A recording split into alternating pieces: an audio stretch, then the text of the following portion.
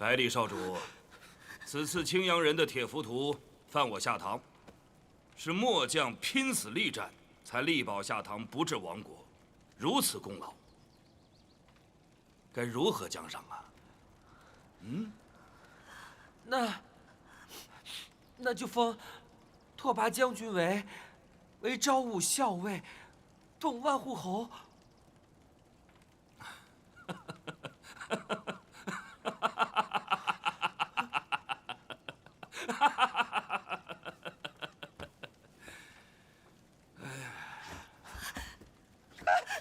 你父亲百里公封我为卿，你却封我一个区区的校尉，这么傻的一个庶子，把下堂交到你手里，末将如何放得下心呢？传信帝都，废百里家下堂公爵之位，拓跋善岳不负民愿，继而代之。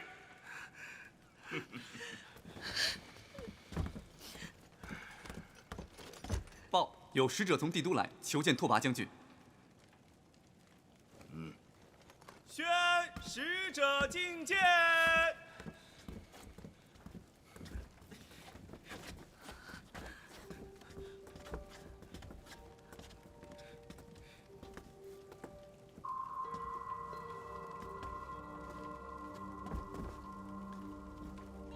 小使受长公主之命，来向下堂国主敬献方伯之喜。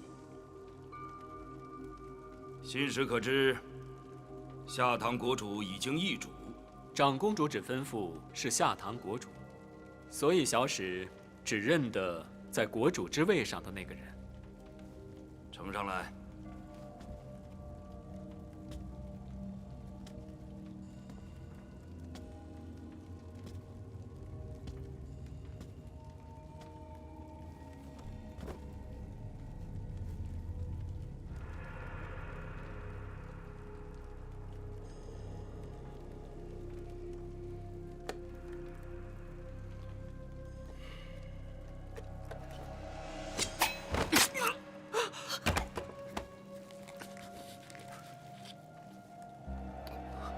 百里家人还没死绝，宁亲来见过将军了。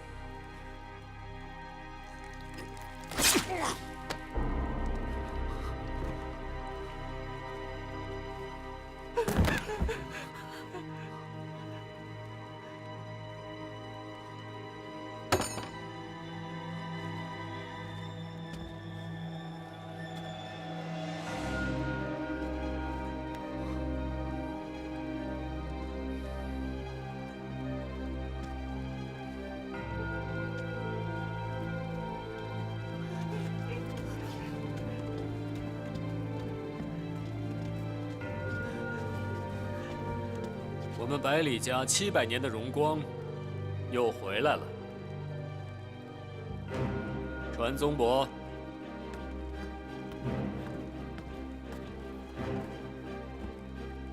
上表帝都长公主，宁亲是祸国贼子拓跋山岳，代家族掌管南怀。下堂仍是长公主，为大印国统。承印国运，岁贡如常。殿下以为宁亲不会回来了，可宁亲心里知道，自己是一定会回来的。你回来也不说一声，以宁亲现在的身份，我应该在大殿之上让群臣跪迎你才是。我在进宫的时候遇到宫人，让他们不必通传。回自己的家，是不用通传的。家，宁亲觉得这长乐宫还能装得下你吗？你现在可是下堂的实际掌权者。百里家，在帝都只有我一人，但是在下堂，却是宗祠繁盛，家族有许多老人，所以暂时让我来掌管下堂。至于下堂国主的位置，我并不稀罕。我一直都是殿下权后的孩子，只要一直跟着殿下，一辈子有糖吃，便足够了。回来就好。这满堂的群臣都是废物，我让他们去处死西衍，结果西衍跑了。对付西衍这样的人，铁卫们大概是尽力了。殿下真正的对手，并不是西衍，而是白毅和小周。您的寿诞之日将至，要举国欢庆。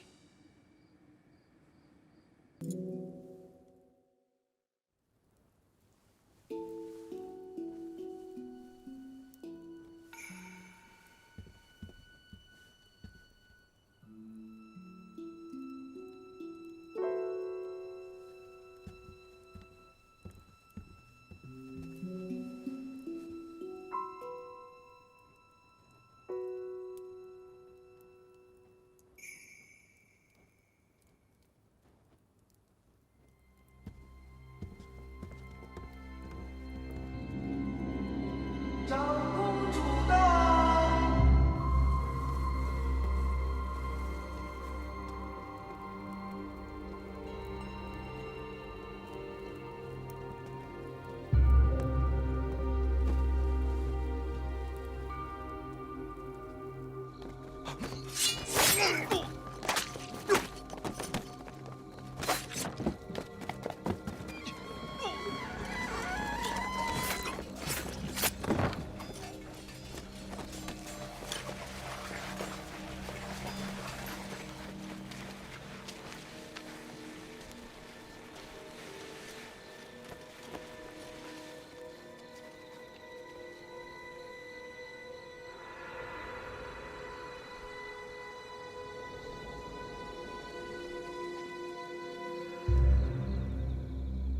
户部尚书吴茂行送翡翠玉如意一对。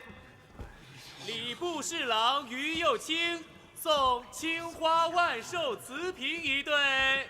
下堂国国主百里莫言送清酿松龄酒。楚卫国送。楚卫国未被贺礼。启禀殿下，小周公主求见。宣白周月觐见。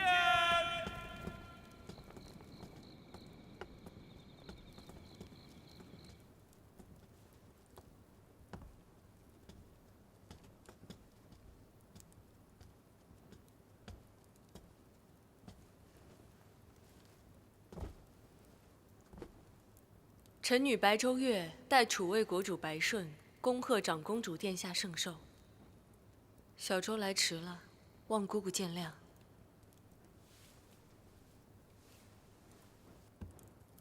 私生的孽种，有什么资格来向我贺寿啊？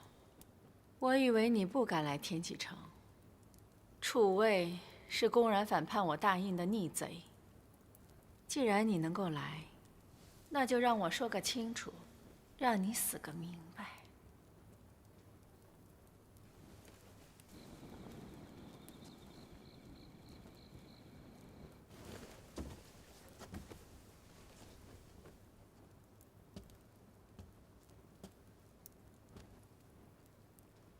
先皇在位之时，是你借着他的宠溺，挑拨我们姑侄关系，终致天启大乱，此乃罪一。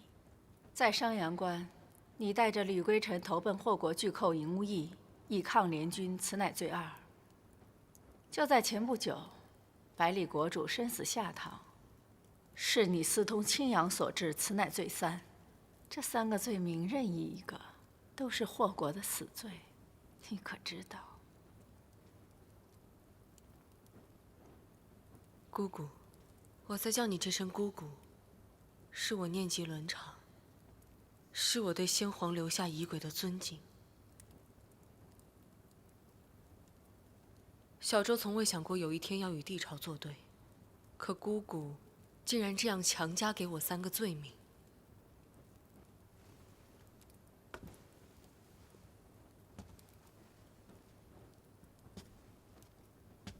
我给诸位看一样东西。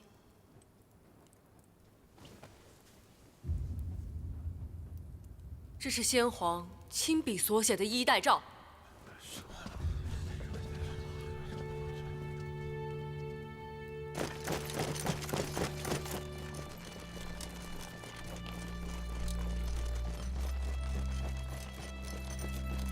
没想到啊，小周公主能得到这支军队。从今天起，这天下要改弦更张了。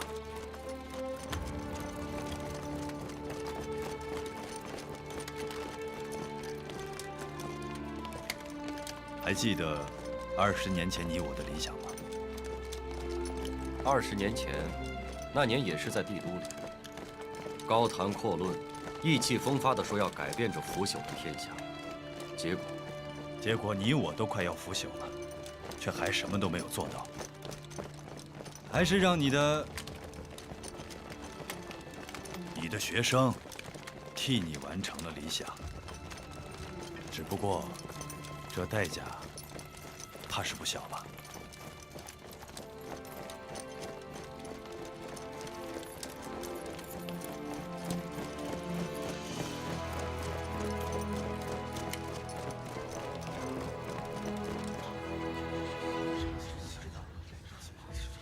这里面清清楚楚地写着，他将大印皇帝的位子传于了我。那么镇国长公主殿下，你见到了皇帝，难道不跪拜吗？卑鄙贱奴，竟敢矫诏！来人，把他抓起来！殿下，不如先听小周公主把话说清楚。若就这样杀了他的话，恐难服众。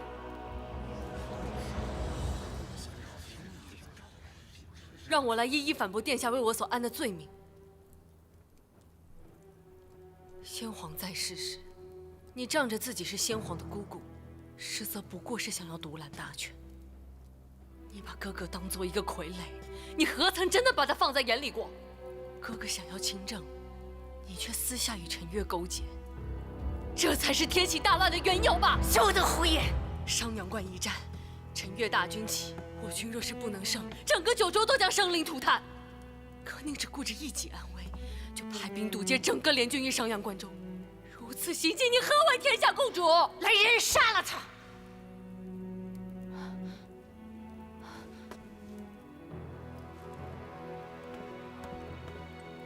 我刚来到天启城的时候，觉得这里就像一个巨大又邪恶的怪物，不知道什么时候就会被吃掉，所以我总是从梦里惊醒。后来我有哥哥护着我，可没想到，连他也被这个怪物引诱吞吃入肚，人人都想要靠近这里。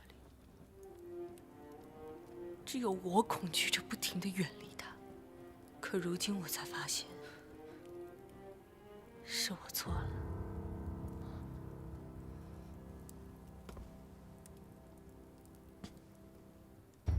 这座城本身没有什么善恶之分，人心才有。要想不让这座城变成一个怪物，就不能让它落入错误的人手里。这天下也是一样的。殿下，不妨随我来看看。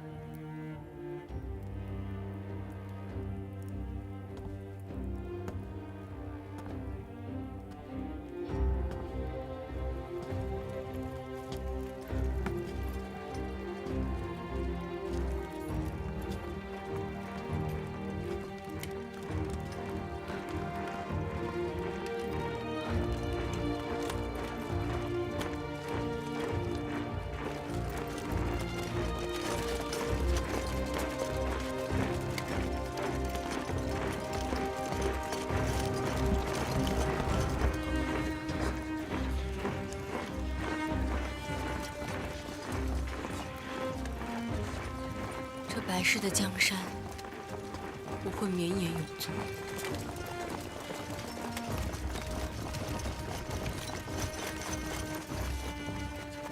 而你白凌波，却是要被这地潮永远抹去了。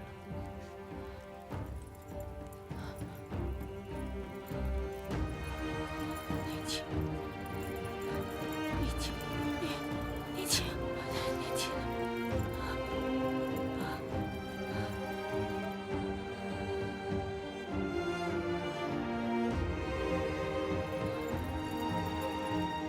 年轻。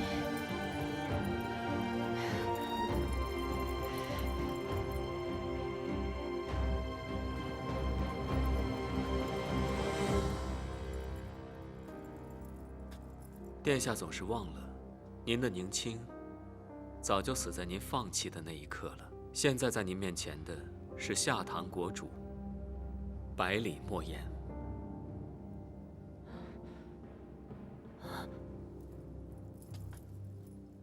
下唐从来都是跟圣者站在一起的，殿下不至于看不清自己的事态。年轻。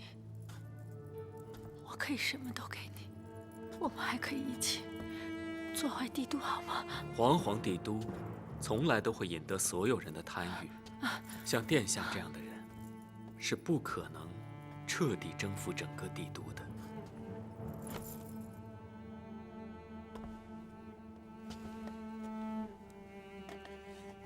我特意为殿下准备了驻颜丸，还请殿下不要辜负了我一番心意。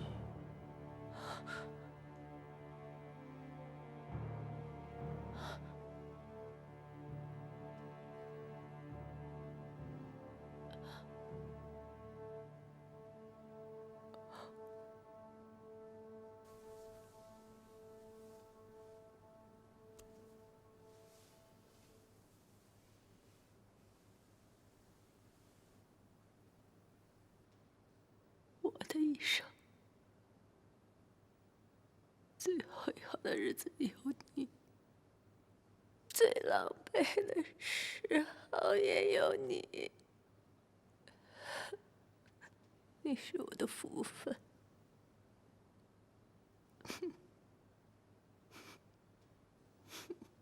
也是我的结束。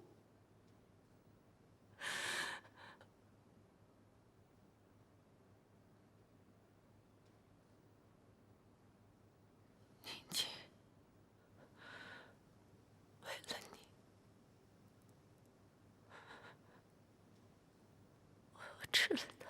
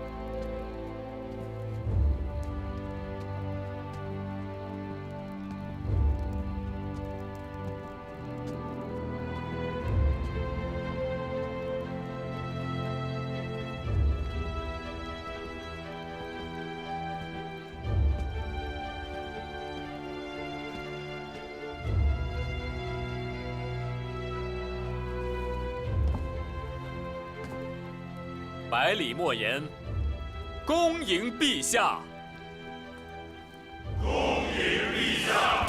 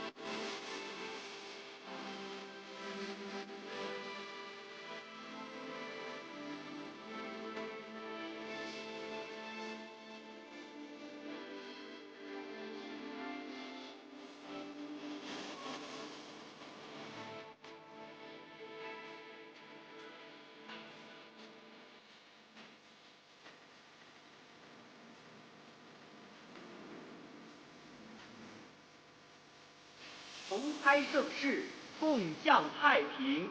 天驱武士团心系天下，忠肝义胆，骁勇善战，护国有功，乃仁义之师，国之坚壁。着即册立天驱武士团为护国军，承命以赴，竭力书成，朕书如釉，福道奉行。山屋万岁！山屋万岁！在山屋万岁！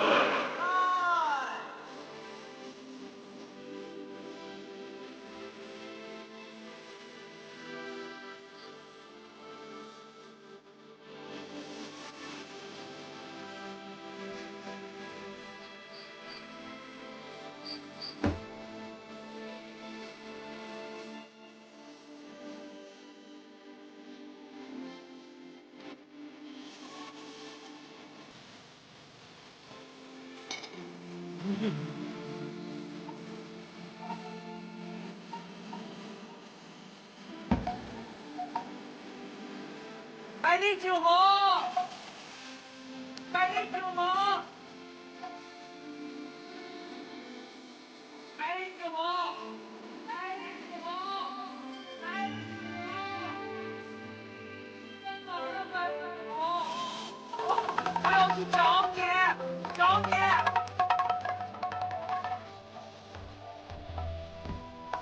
百里救火！我要去找你！找你！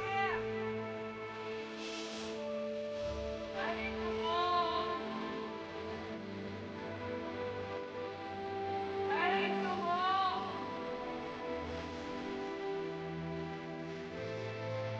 百里救火！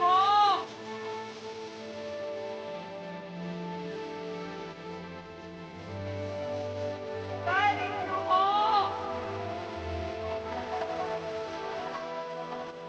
找你！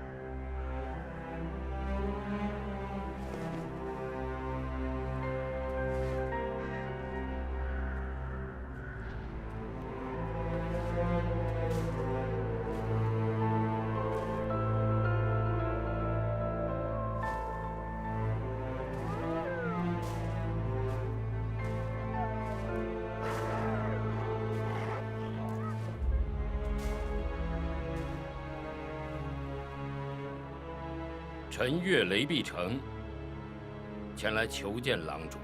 你确定吗？从未有外人见了郎主的容貌还能活着出去。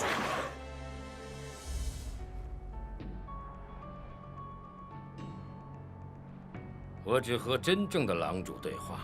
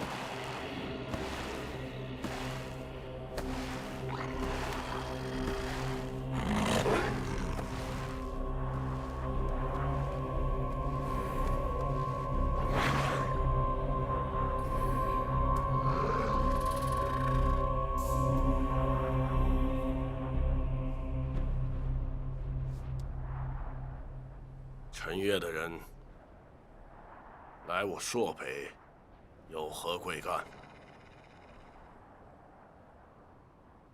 我从草原为郎主带来了好消息，青阳大军已亡，现在是踏平青阳的好时机。当年，青阳虎豹骑席卷汉州，猎杀整个草原，朔北也不能幸免。草场被捣毁，牧民被奴役，为了保住一时之安宁，郎主忍受了奇耻大辱，将女儿下嫁给青阳，自己则带着狼群来到了这极寒之地。我在想，郎主没有一日不想踏平青阳，报仇雪恨，手刃贼人。郎主请息怒，我跋涉千里来此，不是为了激怒郎主，我为郎主带来了进攻青阳的计划。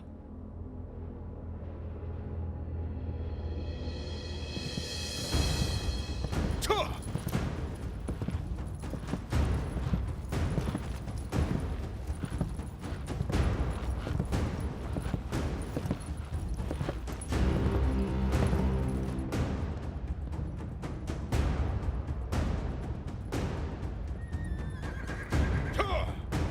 朔北人，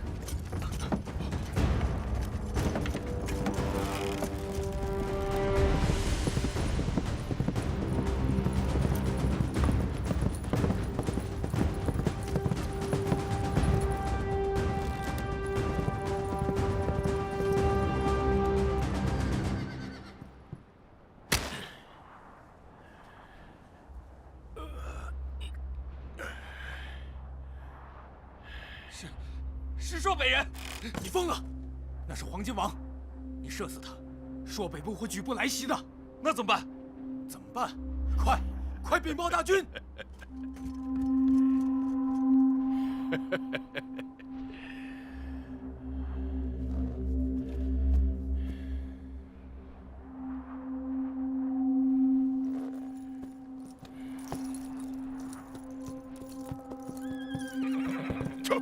撤！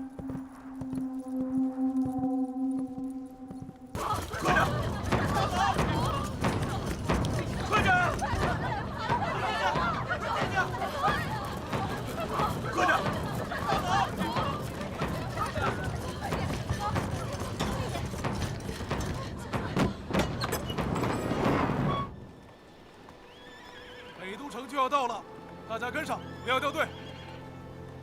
你们看，前面是狼群，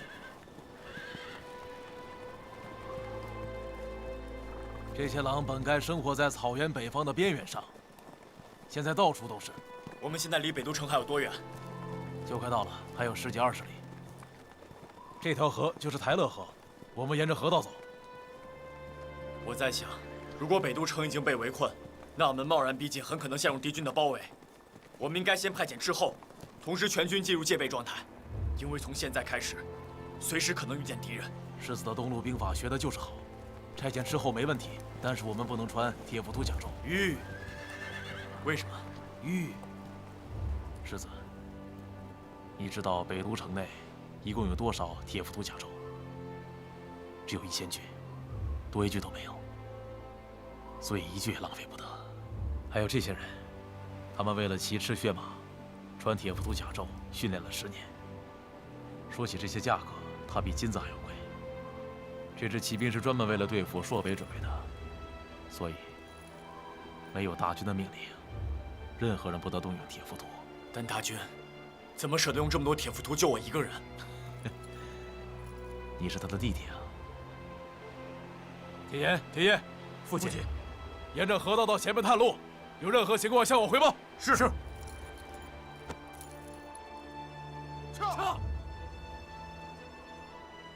驾！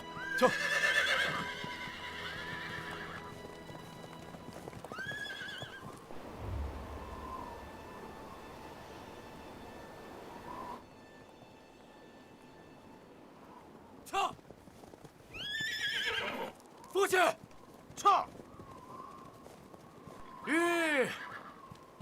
怎么了？有敌人吗？已经没有敌人了，我来叫你们去看看他。走。撤！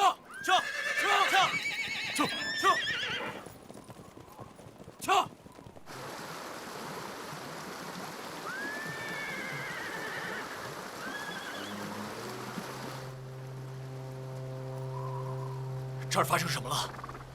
刚刚这里发生了一场恶战，是朔北人，狼王来了。领兵的人是谁？以死去的士兵看，应该是穆离将军。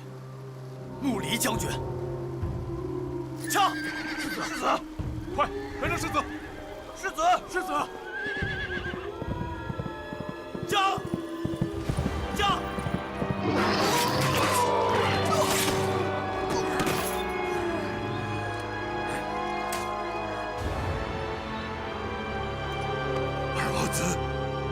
二王子！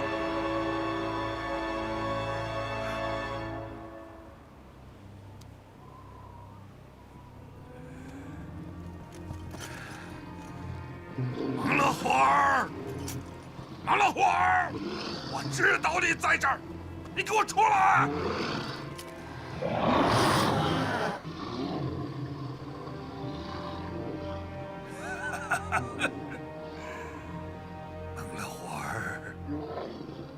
还是老样子，莫离，你老了。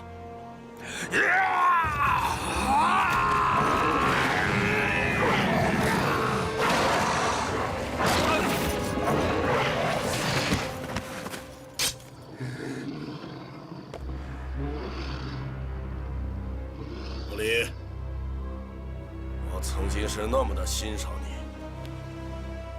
你在我眼里是一匹凶狠的狼，磨尖了牙齿和爪子，想要扑上来咬断我的喉咙。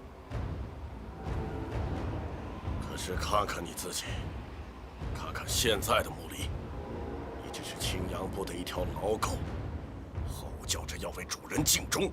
看到你这样，我倒有些难过。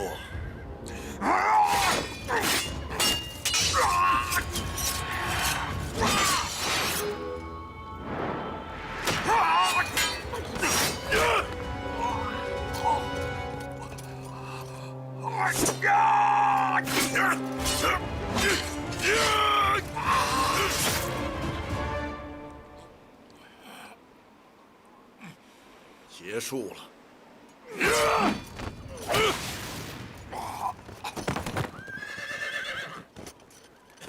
穆离将军，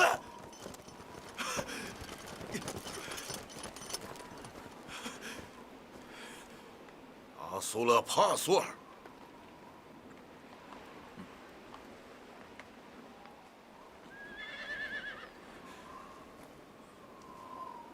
你知道我的名字？你还记得你的母亲吗？我记得，但你不配提她。可惜，我们的小狼崽却被青阳养成了丧家犬。我今天不想和你打，回去吧。把木里和恐惧带回给青阳人。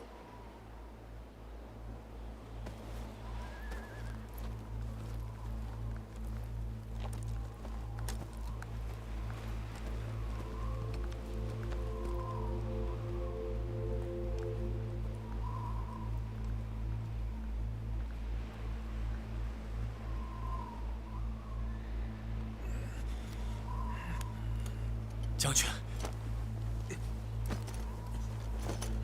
世子，是二王子。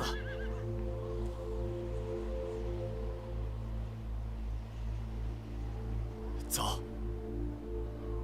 带他们回家。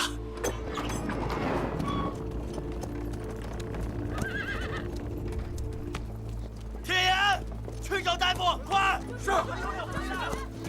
是的。就是他，就是他！回来我看看！就是你！武林将军，记住，男人心中要有求生的心，不能怯懦，不能畏惧。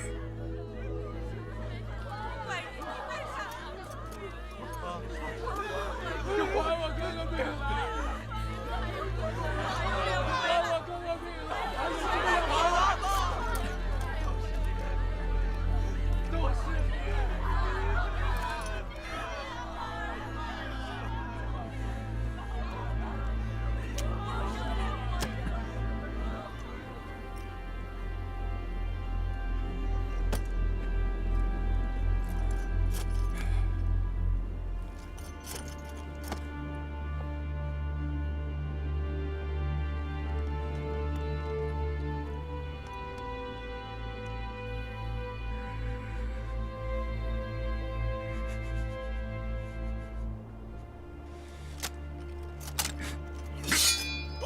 将军，武林将军。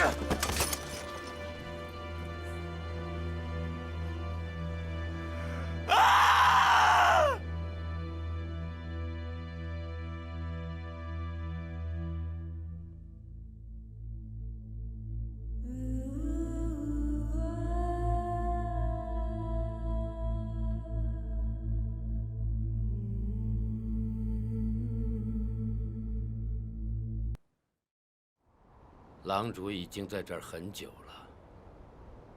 我想请问狼主，现在在想什么？我在想一些奇怪的事。在我的一生里，无时无刻不在想着踏进那座城。东路人说：“天下唯有德者居之。”草原上的人说。 宝刀只能在最勇敢的男人手里。这北都城，注定是狼主的。是我的，又如何呢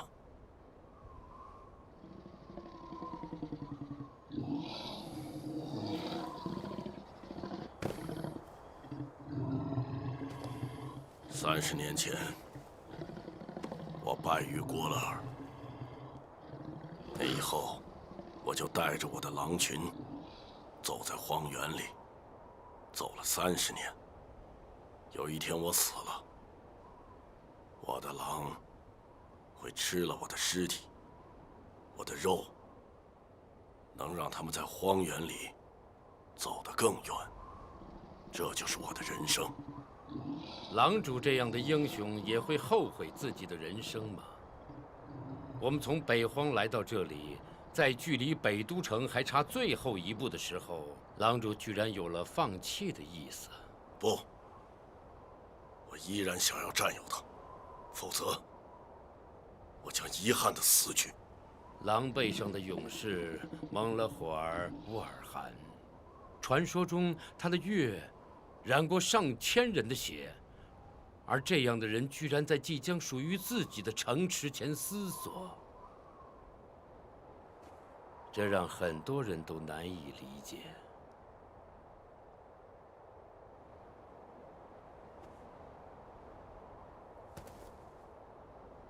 雷比城，我想知道你的目的。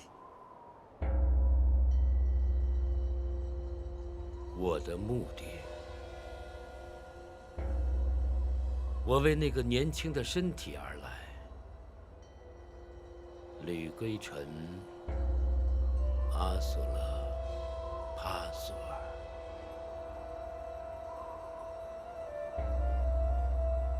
我对这个外孙也很有兴趣。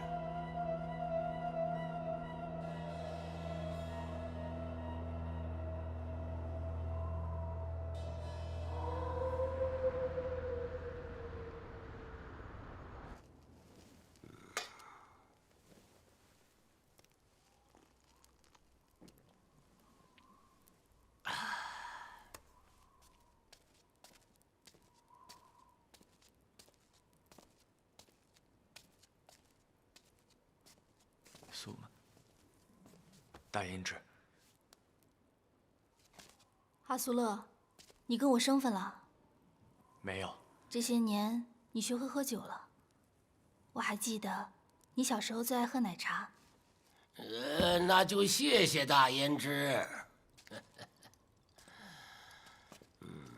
我在东路才学会的喝酒。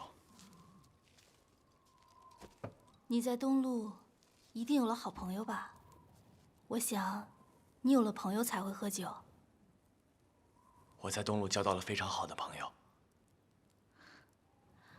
我还记得，我们小时候，经常在大和萨的帐篷里，听大和萨讲外面的世界。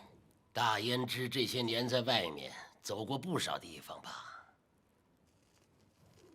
是啊，回家这条路，我走了2年。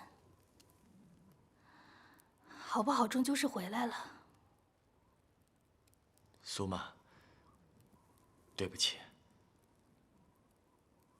当年在峡谷，我不知道你还活着。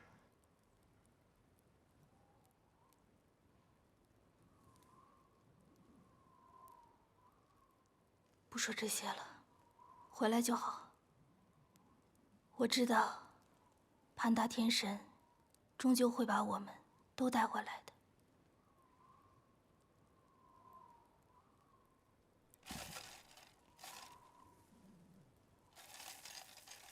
大和萨，外面天冷，你别送我了。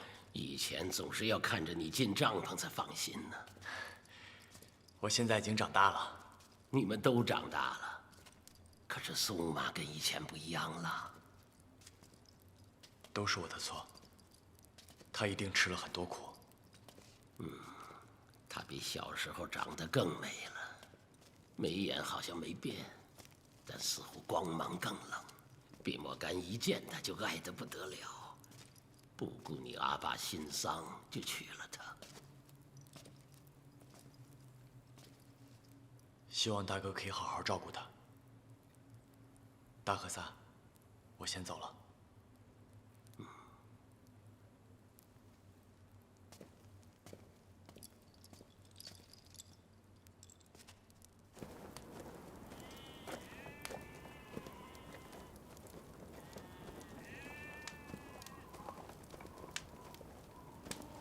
世子，你让我们好找啊！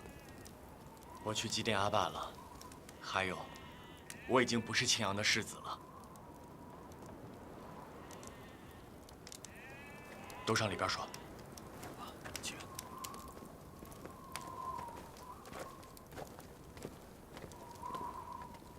你是老大军定下的世子，在我们心里，你才是青阳部正统的继承人。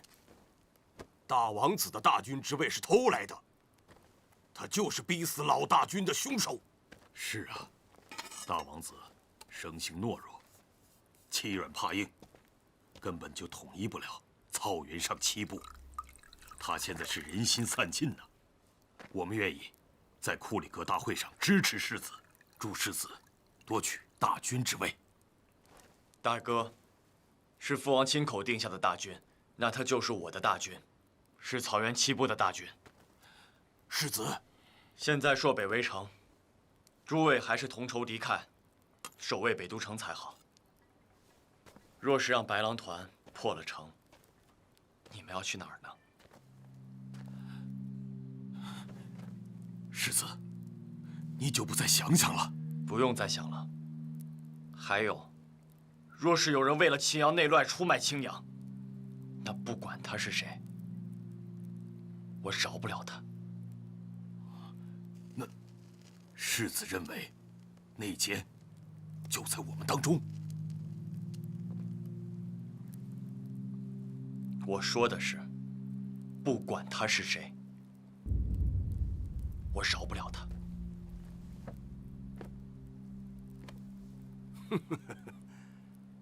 世子一定是听了大军的诬陷吧？他用骑兵用诬陷来排除异己，世子就不怕青阳葬送在他的手里吗？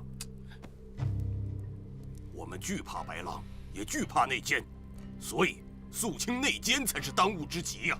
第一，我不是世子；第二，肃清内奸，大军会去做。世子还是再想想吧。你可以是青阳部的世子，也可能会是所谓的宰星。你。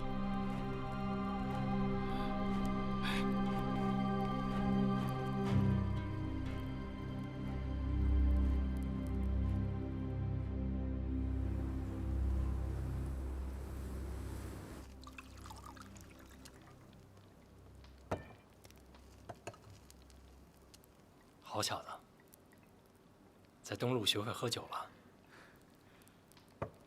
三哥，我在东路交到了几个朋友，我们总是喝酒。东路的酒和咱们草原不一样，它是甜的，后劲儿很大，喝多了天旋地转的。我们几个那时候喝多了酒，就总上街去跑，捅了不少娄子。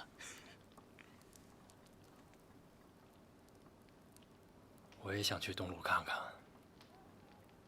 要能再喝东路的酒，就更好了。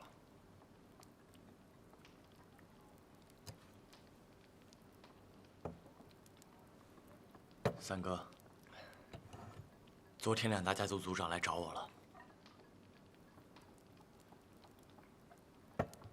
他们说什么了？他们还是想在库里格大会上推翻大哥，但我希望我们兄弟能联手，一起对抗朔北。联手？你知道大哥杀了多少人才登上大军之位的吗？我听说了，这事儿是大哥做的不对，但现在的情况，如果我们所有人都不服他的话，青阳抵挡不了朔北的。不但是我不服他，草原6部也不服他。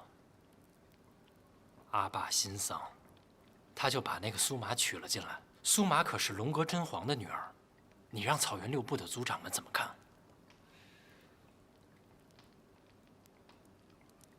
阿苏勒，大哥夺走了你身上本来属于你的一切，这个大军之位本来应该是你的。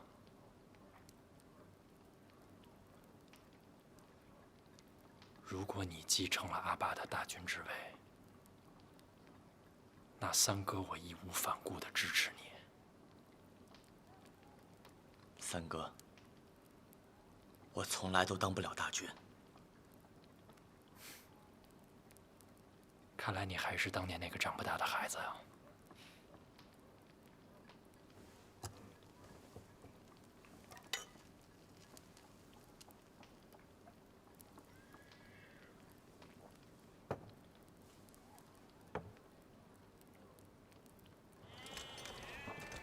阿苏勒，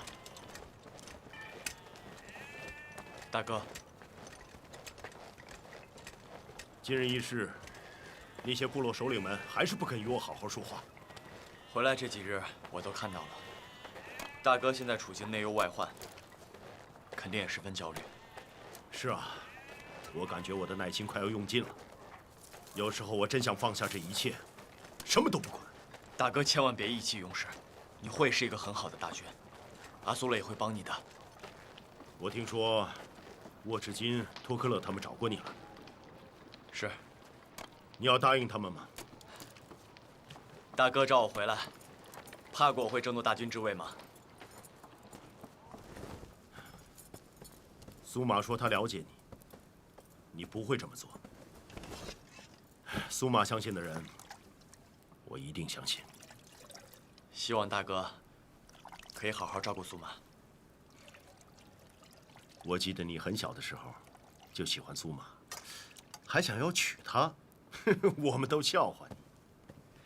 那时候啊，以为这样就能保护她，后来才知道，其实很多事儿说到了，但未必能做到。人其实就像冰河上的一片落叶，自己都不知道会飘到哪里，遇见什么样的人。大哥，我在东路啊，也遇见自己喜欢的人了。哦，阿苏勒，你是想要告诉我，你在东路有自己喜欢的人，所以我不用担心？你是想安慰我？大哥，因为你是我的家人。我这次离开家的时间太长了，回来的时候，连阿爸都不在了。这些事情，总是要说给家人听的，不是吗？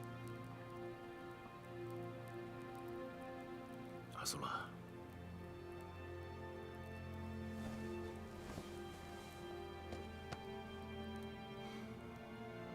你一直是我最乖巧的弟弟，你总是害怕伤害别人，却不怕自己受伤。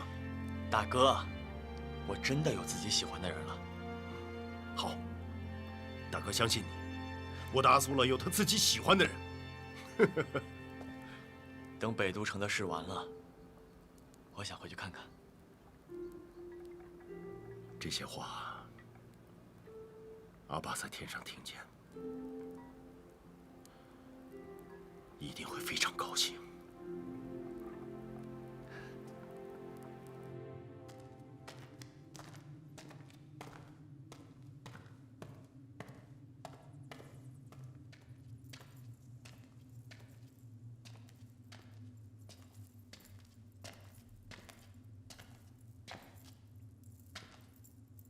爷爷，我回来了。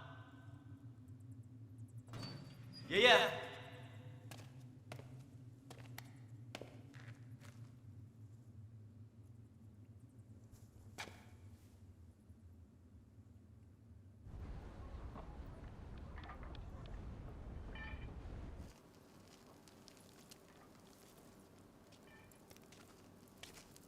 阿苏勒，苏玛，你怎么来了？这边的冬天太冷了，我怕你刚回来还不适应，给你带了件披风。御寒的衣物，英氏母妈都帮我准备好了，就不劳烦你了。其实你能回来，我特别高兴，我也特别希望能为你做些什么。如果这件不喜欢，我明天再让他们打件狼皮的。苏玛，你现在是青阳的大胭脂，这些事情都不用你来做。就算我是大胭脂，在我心里还是能经常想起我们小时候的事。那时候我还是你的奴隶。大胭脂，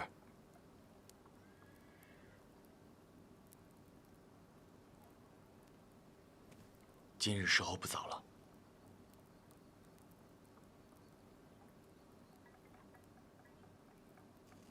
那大难言早些休息，我先走了。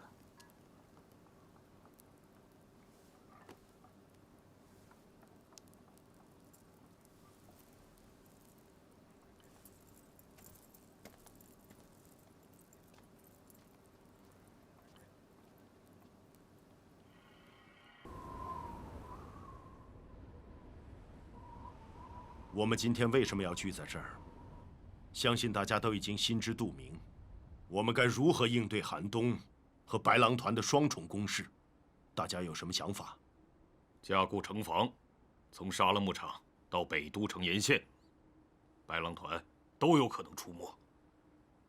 我们现在没有足够的粮草和马匹，只能防守。托克勒和鲁丁，北都城防线就交给你们2个家族去布置。我们还没有承认新大军呢，怎么大王子就已经开始发号施令了？要我看呢，今天库里格大会的议题，不是什么抵挡白狼团，而是确立我们合理合法的大军。各位首领，现在是非常时刻，你们一定要让青阳大乱吗？阿苏勒，你离开草原太久，恐怕早已忘了草原上的规矩。在草原上，只有真正的大军，才能够号令所有的兵马。越是到关键的时刻，我们越需要一位能够令所有人信服的大军。老三，看到自己离大军之位越来越远，怎么着急了？别以为我不知道，这些首领们背后在支持谁。要不是朔北这次虎视眈眈，我们今天就不议别的，先解决我们自己的内奸叛徒。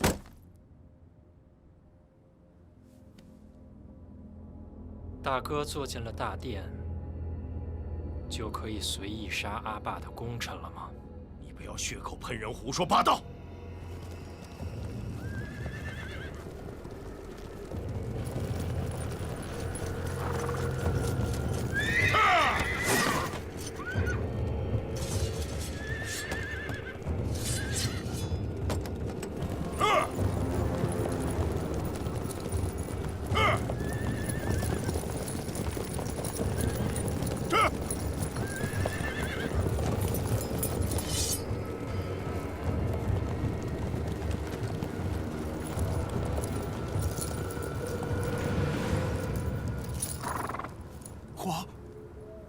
黄金王，正是，我就是朔北狼主的儿子，胡图鲁汗。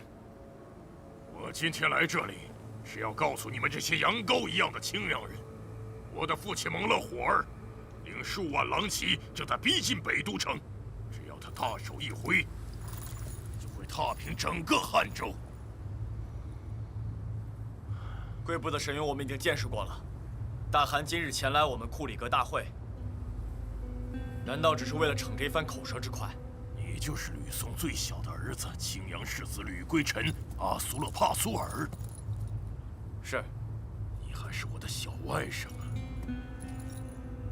打从我的可怜的妹妹嫁到青阳，就没过上一天好日子。我很想念她。你的大哥霸占了你的大军之位，你还在替他出谋划策。大哥是阿坝临终前钦定的大军，我没有任何意见，也不希望有人推翻阿坝的决定。可惜呀，你一心想守护你父亲的基业，可在座的各位却各怀鬼胎。帕苏尔家最小的儿子，你的库里格大会将一无所获。我来给青阳最后一次机会，向朔北投降议和。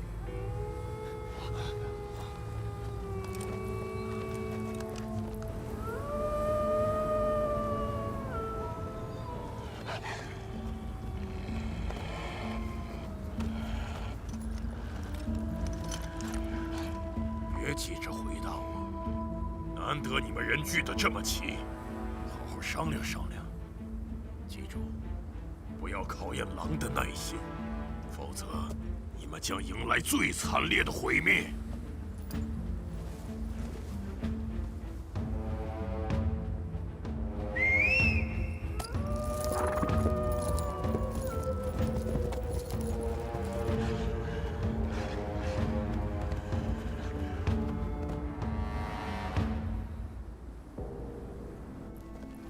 大王子，我倒觉得与朔北和谈也无妨。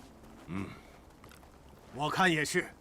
我们现在完全不具备与朔北一战的能力啊！大主意还是大军您来拿。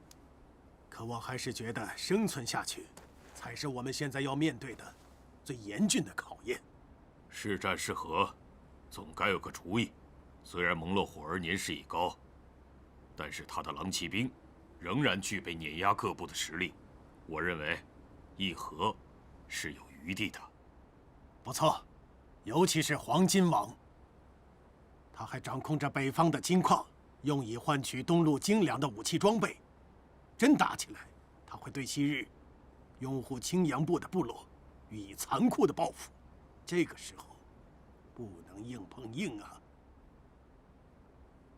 诸位所言，皆不无道理。只是现在我们不知道呼图洛汗到底说的是真是假。如果我们真心议和，可是他们却是要骗我们上钩，怎么办？我们需要一名合适的使者。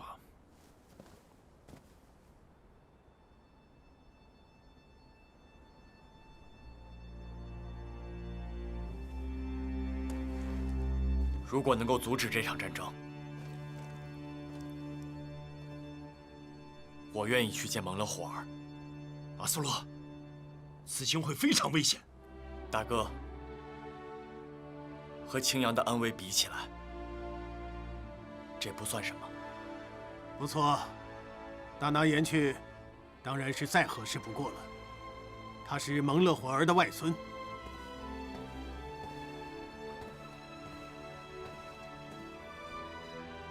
阿苏洛，你是值得青阳骄傲的孩子，你没有辜负帕索尔家族古老的血统。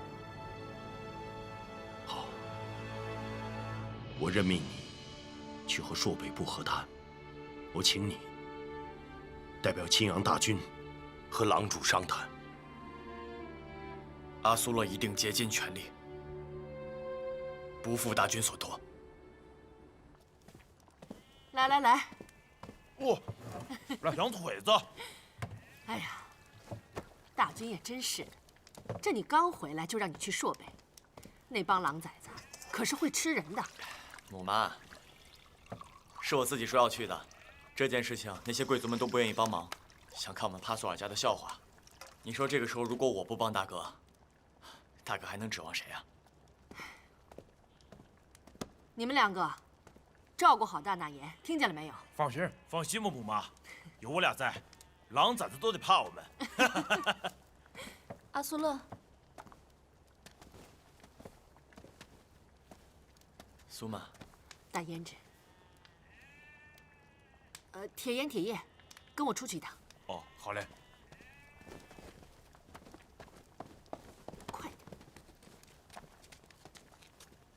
什么时候启程啊？